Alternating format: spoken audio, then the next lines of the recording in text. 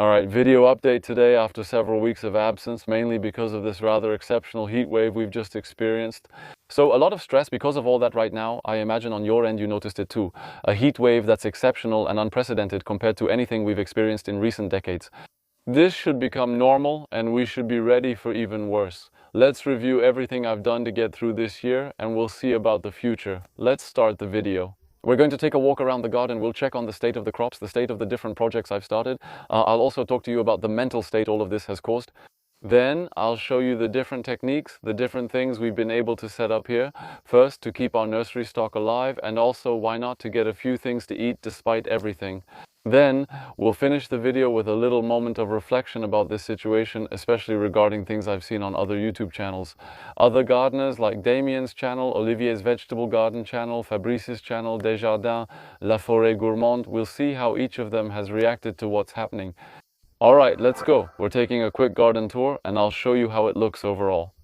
This is done without preparation. It might be a little rough, but the idea is just for you to get an overall look at what it looks like so that you know what I'm talking about in the rest of the video. And the main topic of the video will mostly be, well, everything we've set up, all the arrangements, all the installations we've put in place to manage to survive with the heat wave and drought we're experiencing this year. Well, while we're at it, let's start with the area that's probably the prettiest part of the garden. I made a video about this project. It's what I call the anti-butt. It's a growing area that's sunken and placed where our sink drains. So it's an area that stays moist. It's good to know that this area, like all the areas of the garden this year, has been watered. So here, in addition to the sink drainage, which keeps the bottom of the growing area moist, I sprayed it from time to time with water from the well just to keep at least the seedlings and the amaranths around it moist. And so here, we mostly have cucurbits. So the squashes here are starting to produce different types of squash, cucumbers and zucchinis. There is also corn, banana trees and other plants for biomass and shade. So that's where I concentrated the plants that for me were most demanding in terms of soil fertility, organic matter and especially water, like squashes and banana trees. So for me this area is a complete success for now. Mainly, this was possible because we watered it regularly. On the first garden tour I'll discuss our water resources and current management. Well, obviously, as usual when we grow zucchinis, sometimes we miss some harvests and get a bit overwhelmed. We have a first large vegetable bed here where we started quite a few crops this year. It's a bed that we set up not too long ago. There in mid or late spring we did some classic vegetable gardening. We have carrots, we have tomatoes, we have zucchinis, we have peppers. So quite a few things that are starting to produce a little bit. We had the big heat wave period, the hottest temperatures we've had about 10 or 15 days ago, which caused a lot of flowers to fall off. So we have quite a few crops that could have come in earlier, and in the end there are no fruits, so the tomatoes are a bit behind. Everything like beans, climbing beans and so on. We had a few problems with the heat, and for the rest, well, it's coming along slowly. The zucchinis, the cucumbers, they're producing a lot. The peppers are coming in, so things are going well and they're still holding up once again thanks to the fact that we've put in a lot of irrigation and added some shade here and there. And we've also made sure to have soil with a lot of organic matter so it holds water well. So a lot of stress because of this heat wave to keep things going, but still quite a bit of satisfaction as well. Seeing that, well, for now things are holding up. Thanks to all that, in this same plot we have rows with physalis in the back, which are starting off well. It's nice. The alliums, so here we have onions that didn't develop much and dried out very quickly, so we'll have some harvest, but I don't think we'll have anything too big either. The sweet potatoes that we planted very early in the season had trouble getting started, but now they're finally taking off as they should. I think we didn't dare to water enough at the beginning of the season, and maybe we planted a bit too early, maybe they got cold. Well, in any case, now it's finally starting to grow. So for now, everything is going well, and I even think we should have, well, a pretty good harvest. We'll see how we manage the rest of the season. So, sweet potatoes are one of the crops we're currently growing on tarps to limit weeds around them, to prevent the sweet potato shoots from taking root everywhere. They produce tubers where we planted them, not small ones scattered everywhere. So there you go, there are a few of them. We grow strawberries on tarps and potatoes on tarps too, that's it. For now it works pretty well in terms of production. It limits weeds and keeps the soil fairly moist underneath. While avoiding plastic would be better, it's still practical in some cases. Here's another raised garden bed with mostly the same things: tomatoes, onions and garlic. In the back we have cabbages, so I'll probably talk to you very soon about the different techniques we've developed this year for cabbages to protect them a bit from pests, from bugs, from cabbage butterflies, you know. There are quite a few things that attack cabbages. Well, so this year we still managed to have some pretty nice cabbages. I'll talk to you about all that very soon. Next to that, the nursery beds. So just so you know, I differentiate between the vegetable beds, which are mainly for growing vegetables for us, for the family. And on the other side, the nursery beds, where the idea is mainly to produce plants that we'll have for sale at the nursery on site, or to produce the seeds, bulbs and tubers that we'll sell on site and online. So that's really the commercial production in those beds. Well, you should know that for nursery production, it's mainly perennial vegetables that we produce, and fruit, small fruit, but mostly perennial vegetables. In this bed, it's mostly tubers and climbing plants on the pergola. Everything held up pretty well overall, except for the tuberous nasturtiums.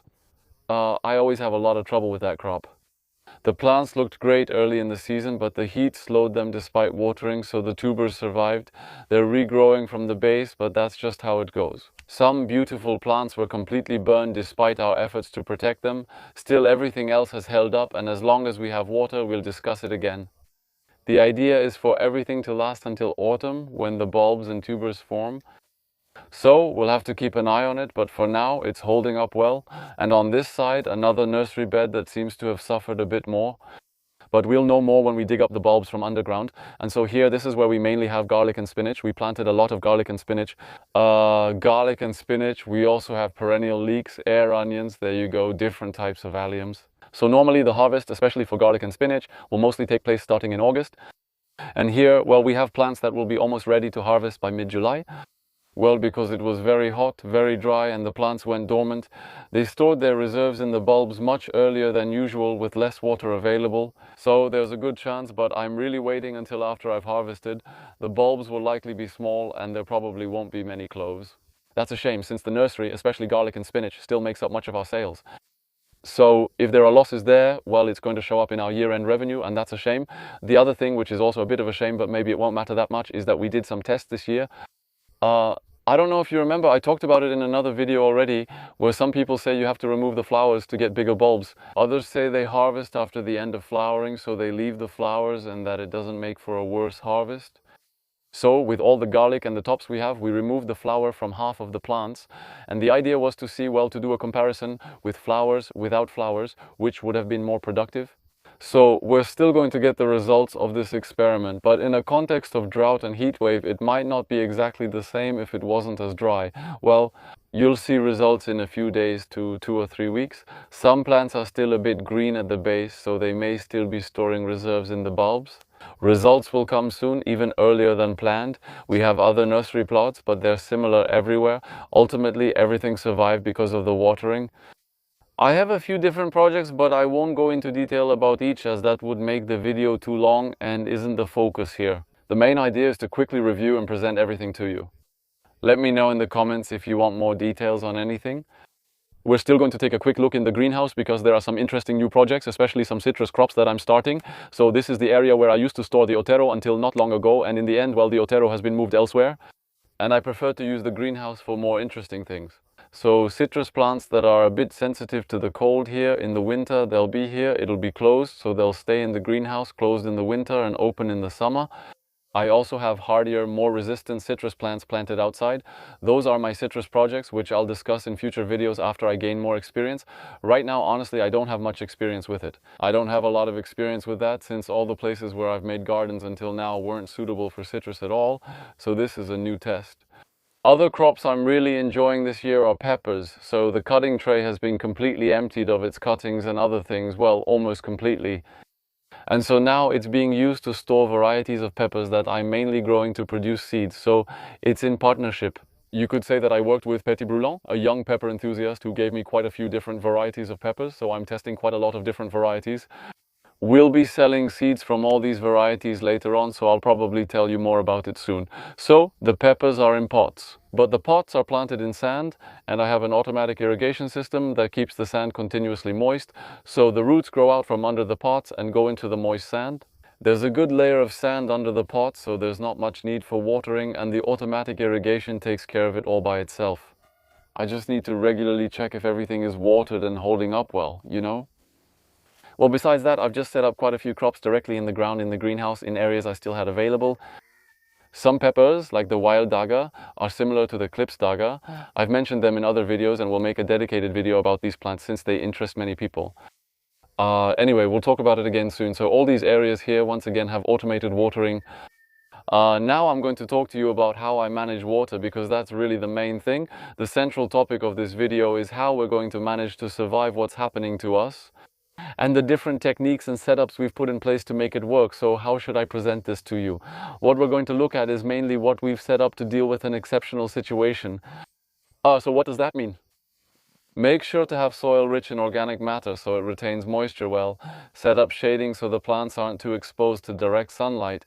Make sure to have trees and hedges around to block some of the wind, to have a nicer microclimate so things grow better in the garden.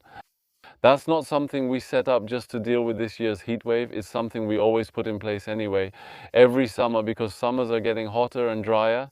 And there you go, creating shade and keeping the soil alive and moist. That's the foundation. You have to do it all the time. The exceptional things we had to put in place this year were mostly related to watering, because we've already had heat waves like this before, but never this intense, never this early. But facing the full sun, facing the heat in the gardens, for me anyway, I've been working for years to deal with that. And I would say that this year it wasn't exceptional in that regard. What's exceptional is the drought. The soil is in a severe water deficit this year, and not just in Bargemois, it's everywhere in France. The soil is so dry that we've had to make up for it with watering, and I'm changing my message a bit this year, or at least exceptionally this year. Regarding watering in particular, I've always said that you should water as little as possible so that the plants can root properly and deeply, making them less dependent on watering. Well, right now there's no water deep down, so forcing the plants to root properly when the soil is dry, even deep down, just isn't enough anyway. So this year I had to water a lot more than I ever have before. I'll come back to these watering needs at the end of the video. And especially on the fact that depending on the context and the type of project you set up, especially forest gardens, the needs aren't the same for everyone. And especially for Damien from the channel Parmarne, cultivateur, agroécologie, etc. And for Fabrice Desjardins from La Forêt Gourmande.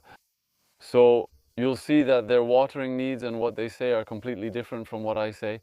This year I'm sticking to it, and I'll explain why, plus talk about Olivier from Le Potager d'Olivier, because he experienced things at home that are, well, in any case, his analysis of what he went through is very interesting and will help us figure out how to survive in this context.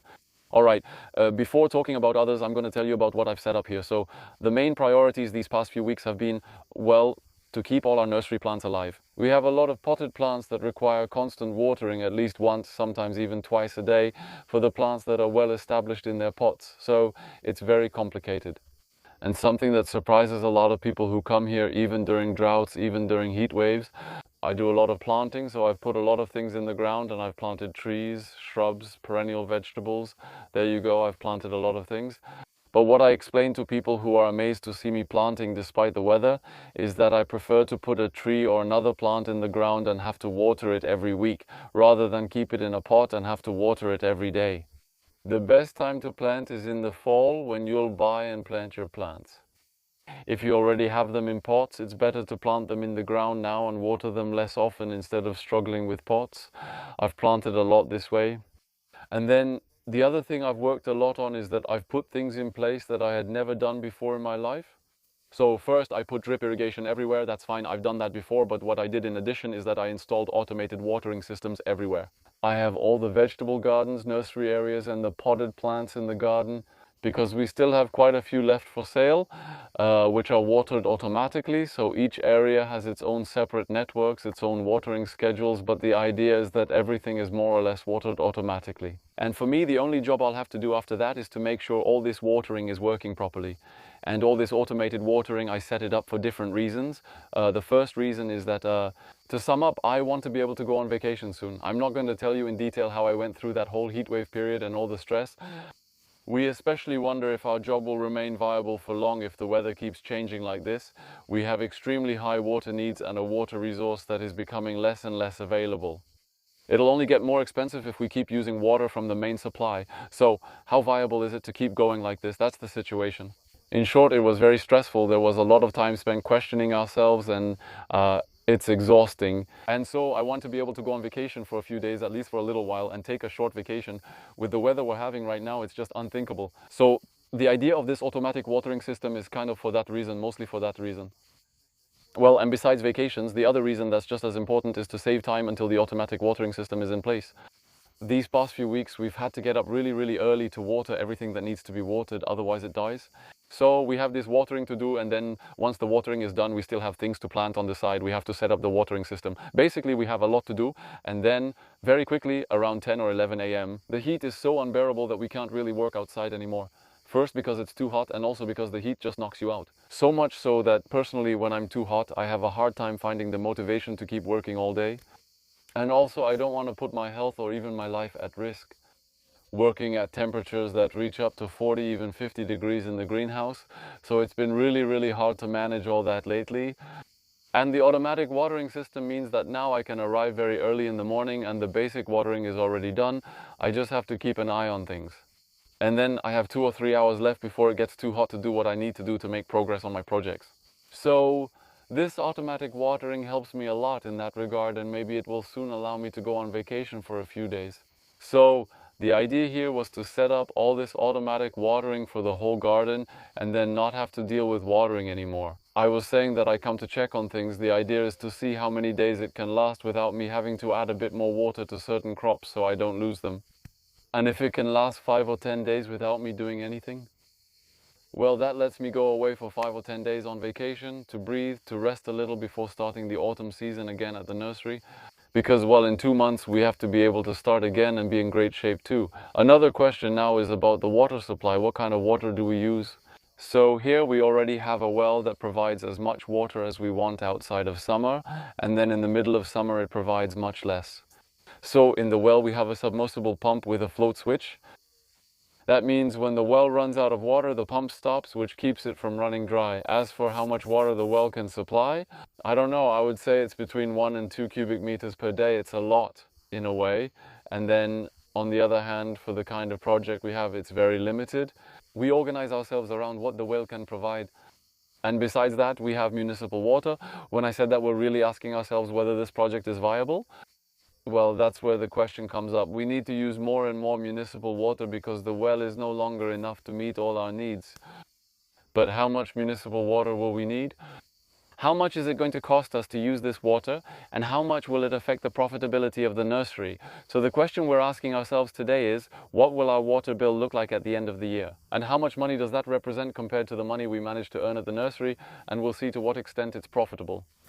The plan is to manage as best we can this year, even if it means using a lot of municipal water that we'll have to pay for at the end of the year. We'll see the amount of the bill and we'll see what that represents compared to what the nursery brought in. And we'll see if this choice is profitable. And how long can we keep going like this, knowing that even if droughts like the one we had this year continue, or if we get even worse ones soon, the idea is still that our project becomes better and better established so that we need less and less water, at least less and less from the municipal supply. As long as the well keeps supplying plenty of water, we'll use it as much as we can, but the real problem is having to use municipal water. And that's where I'll start telling you about what I've seen elsewhere on YouTube, especially from Damien and Fabrice. So I'll put the links up there on the top right to videos from their channel. That way you can see what their projects look like and how they're managing things on their end. And sometimes it makes me a little jealous when I see what they're doing, but in a good way. But I love what they do. I love those people. I love the things they share. And especially seeing how well their projects are well established. Fabrice Desjardins, he has a forest, a fruit forest, that's been established for, well, I think more than 15 years, yeah, maybe well over 15 years. It's now so well established that watering isn't needed anymore. At his place, under the trees, it's cool, things still grow, and watering isn't necessary. At Damien's place, he's going to water the vegetable areas that he just set up, but in the forest areas that have been there for several years, once the trees are well established, things grow much better. So I also said at the beginning of the video that it's also a matter of context. There's already the fact that these are forest gardens that have been established for a long time, and once they're well established, there's less need to water. And it creates enough coolness to be able to grow other crops underneath, which is what we call multi-layer cropping. Under the trees, we'll be able to grow things in cooler conditions than if there were no trees. So in terms of context, there's the fact that these are projects that have been established for a long time and it works well. And then there's also certainly a matter of geographical context. Damien's area is much more humid and he has 2 springs on his property, but some places are still very dry, especially this year. But still, there's a context that makes it quite humid where he is. Compared to the forest garden I had where I was before, well, the time it takes to establish a forest garden is very different. But what these projects tell us is that the idea is to have well-established forest gardens so that in the long run we can grow crops under the trees where it's cooler. So the questions I'm asking myself here are, how much time will I need for my forest garden to be well established, for my trees to be well developed? Just as a reminder, I've only been here for a year, so it's not even a baby forest garden, it's a fetus. Still, nothing is really properly established yet, so the watering needs are extremely high. On top of that, all around our little forest garden here, these are conventionally grown crops. There was rapeseed here, and this year it was wheat. In short, these crops dry things out a lot. And above all, there are no trees, so there's a lot of wind that dries out our little forest garden. It's a bubble in the middle of all this, so it's going to be complicated and it's going to take quite a while to set up. But well, I hope that in the long run we'll manage to have something that holds up. We'll see by then if we can get enough water to maintain it well enough for it to establish itself. I also saw Olivier's channel, Olivier's Vegetable Garden, on social media. I'll share his video link with you. Well, so thank you, Olivier, for the work you do, also for observing and analyzing what you set up. And so in the last video I saw from him, he talks about the overhead watering he does after hearing other channels talk about it, especially Francois Muller, I think that's it. Who says that sprinkling will keep areas moist and that it's interesting for soil life? Something I totally agree with. And I'm also trying on my end to water with sprinklers as much as possible. The problem is that at Olivier's place he noticed that with this overhead watering a lot of foliage gets scorched, and that watering in the middle of the day damaged the leaves, many crops and especially trees. He thinks it's because it's the temperature of the water that comes from his well, and maybe it's too cold or maybe his water is too hard. Well, I don't know, since I don't know his situation well enough to analyze it myself. Go watch his video to see what he says about it. Just speaking for myself, if I compare it with what I do here, there were times when I was forced to water this way in the middle of the day, in full sun. People often judge, saying, "Are you crazy? Don't water in full sun, it'll burn the leaves." Personally, in my situation, overhead watering during a heat wave, in intense heat, on most of the plants I was growing in my garden, I did end up doing it. Well, I had zero problems due to wet leaves during a heat wave. So all this to say that Olivier's analysis is really interesting regarding his project. But for him it didn't work, and for me it did work. Whether I use tap water or water from my well, which is still pretty cold when it comes out, I've never had any problems because of that. So what I mean by all this is to go see what gardeners are saying on YouTube, see what they're doing, and most importantly, listen to their analysis of their results. But never take what some people say on the internet as absolute truth. Even if it's people like Damien, Fabrice, Desjardins, Olivier, who for me are reference points in the gardening world, and I love what they do, I love their analysis. But just because these people, well, I don't know if I can express myself in the same way as them, but just because someone says that something works or doesn't work, doesn't mean that it actually works or doesn't work. In every context, well, Olivier, Damien, Fabrice, all of them, they often repeat that they are giving feedback based on their own context.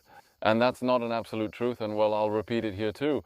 Don't take what you hear as an absolute truth. Test it yourself and see what works, see what doesn't work. Because right now we're in a situation we've never experienced before, with temperatures and soil dryness we've never seen before. We'll need to find new techniques and methods, including watering, so test things yourself to see what works. The goal is to keep moving forward in this context. Alright, that's the end of this video. Thank you for watching, and thanks to all the fellow gardeners who share their experiences. And well, if you want to follow what I'm going to keep doing, you can subscribe to the channel. Giving the video a thumbs up helps it get found, which is always nice. If you'd like to support me financially, you can use the Typee platform. There's a link nearby. All the best, stay strong, and see you soon for more videos. Bye. Bye.